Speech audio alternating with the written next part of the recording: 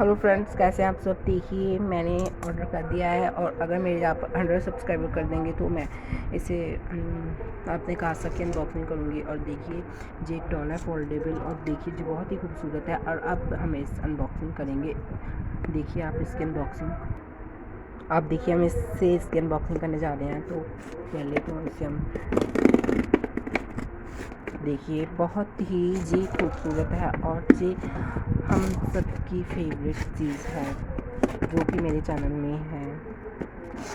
जी बहुत ही जी देखिए friends,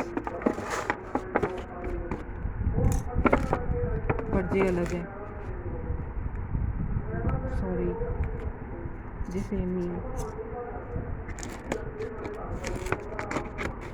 same नहीं है, इसीलिए हम इससे, आप क्या चाहते हैं इससे क्या बने। मैंने ब्लू मंगाई थी पर इसकी हेयर भी ब्लू नहीं चाहिए। देखिए इसकी शूज़ भी नहीं है। अब क्या करें हम इसका, जो हमें अच्छी नहीं लगी तो इसीलिए देखिए इससे हम निकाल के साइड पर इसको,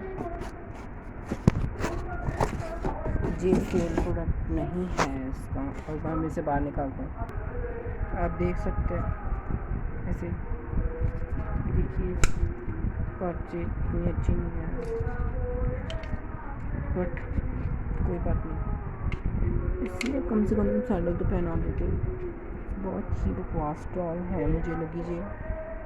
देखिए आप फ्रेंड्स, बाय।